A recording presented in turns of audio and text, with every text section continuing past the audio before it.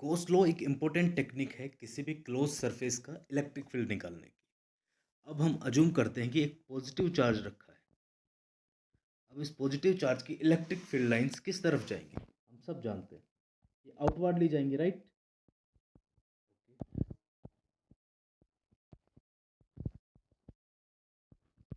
अब हम अज्यूम करते हैं कि इसके चारों तरफ एक इमेजिनरी सरफेस है जिसको हम गॉस सरफेस बोलते हैं। और जो लाइन इस सरफेस को, इस क्लोज सरफेस को पार कर जाती हैं उन्हें हम फ्लक्स कहते हैं। ठीक है, अब ये लाइन इसको पेनिट्रेट करके, पॉप अप करके बाहर निकल रही हैं। ये इस सरफेस का फ्लक्स हो गया। इस केस में हम 8 लाइन्स है हमारे पास, तो फ्लक्स 8 हो गया। Okay, sounds good. अब हम इमेजिन करते हैं कि एक और चार्ज रखा है यहाँ पे, एग्जैक्ट इसी सेंटर पे ही रखा है। ठीक है, एक और चार्ज रखा हुआ है, इसकी भी इलेक्ट्रिक फील्ड लाइंस हैं। वो चार्ज पॉजिटिव है तो उसकी भी आउटवर्डली जा रही हैं।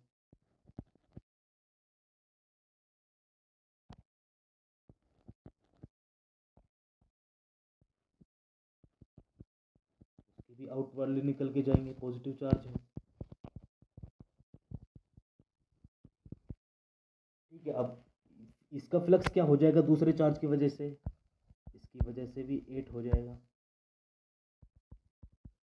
टोटल फ्लक्स जुड़ के कितना हो जाएगा? टोटल फ्लक्स हमारे सरफेस का आ गया 16। 8 + 8 16, राइट? अब हम एक दूसरा केस इमेजिन करते हैं, आगे चलते हैं। एक हमारे पास पॉजिटिव चार्ज है जिसकी लाइंस आउटवर्डली जा रही हैं। दूसरा जो चार्ज हमने अज्यूम किया था पॉजिटिव, उसकी जगह अब हम नेगेटिव चार्ज अज्यूम करें। ठीक है, ये जो चार्ज होगा ये नेगेटिव चार्ज है। अब इस नेगेटिव चार्ज में क्या होगा? इलेक्ट्रिक फील्ड लाइंस बाहर की तरफ जाने की बजाय अंदर की तरफ आ रही है।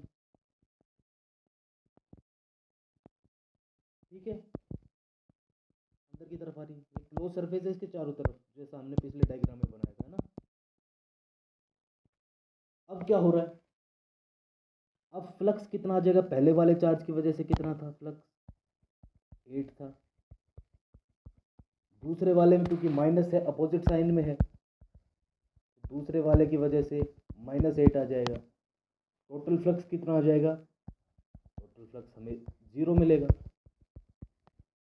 अब हम गौर से देखें तो हमें फ्लक्स 0 क्यों मिला दूसरे केस में? ये शायद आपको ठीक से समझ में नहीं आ रहा होगा डायग्राम में। एक हमारे पास क्योंकि पॉजिटिव चार्ज है, एक नेगेटिव चार्ज। एक की फील्ड लाइंस आउटवर्डली जा रही थी, दूसरे की इनवर्डली आ रही थी। और क्योंकि इनका मैग्नीट्यूड इक्वल था तो कैंसिल आउट हुई लाइंस और हमें टोटल इलेक्ट्रिक फ्लक्स 0 मिला। दूसरी भाषा में हम ये कह सकते हैं कि क्योंकि इसमें नेट चार्ज 0 था, एक प्लस था एक नेगेटिव था, तो नेट जो चार्ज था वो 0 था। इस वजह से हमारा फ्लक्स भी 0 होगा। इसी को ही गॉस एक फॉर्मूला के रूप में बताता है, जिसकी वजह से हर इलेक्ट्रिक फील्ड, हर क्लोज सरफेस के इलेक्ट्रिक फील्ड की प्रॉब्लम सोल्व कर सकते हैं। चलिए उस फॉर्मूला को बनाने की कोशिश करते हैं। फ्लक्स का मतलब हमने क्या बताया था, लिख लेते हैं। फ्लक्स क्या है?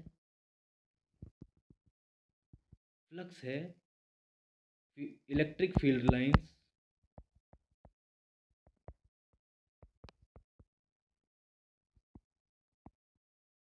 penetrating the surface, right?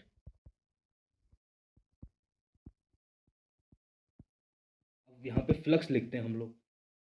Flux को फाई से डिनोट करते हैं। पहली बात तो जो सरफेस है वो क्लोज सरफेस है, पेनिट्रेटिंग द क्लोज सरफेस लिख सकते हैं यहाँ। ठीक है, क्लोज सरफेस है, उसका जो इलेक्ट्रिक फील्ड है और उसका एक area element. Okay, that is our flux. और अभी फ्लक्स किस पे डिपेंड कर रहा है? फ्लक्स डिपेंड कर रहा है चार्ज पे, क्योंकि हमने अभी बोला कि क्योंकि टोटल नेट चार्ज ज़ीरो था इसलिए फ्लक्स ज़ीरो आया, है ना। नेट चार्ज अगर कुछ होता तो उसी हिसाब से फ्लक्स आता। तो जो फ्लक्स है वो डायरेक्टली प्रोपोर्शनल हुआ एनक्लोज चार्ज के। जितना चार्ज सरफेस में एनक्लोज्ड है उसको हम एनक्लोज चार्ज से डिनोट कर रहे हैं, ठीक है। अब इसका प्रोपोर्शनली कांस्टेंट हटा देते हैं। ये इंटीग्रेशन का साइन है, ये फाई नहीं है, राइट, क्लोज्ड सरफेस का। तो अब हम इसको क्या लिख सकते हैं, ई डी ए,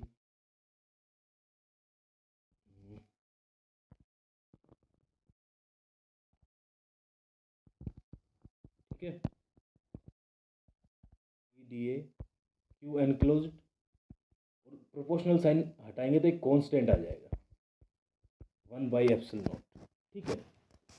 यह है फ्री स्पेस में जो इलेक्ट्रिकल परमिटिविटी होती है वो, इसकी एक फिक्स्ड वैल्यू। तो बेसिकली हमें गोस लॉ प्राप्त हो गया।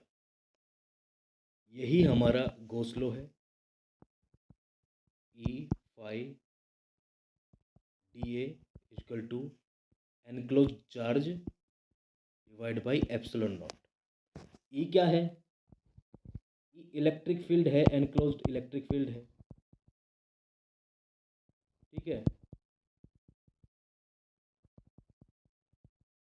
ये किसको डिनोट कर रहा है? ये क्लोज सरफेस को डिनोट कर रहा है।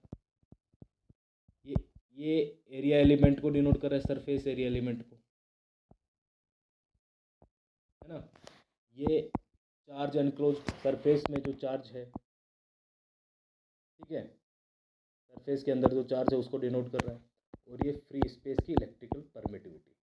तो हम गोस लॉ से एक बात जो निकाल सकते हैं वो क्या निकाल सकते हैं कि फ्लक्स प्रोपोर्शनल टू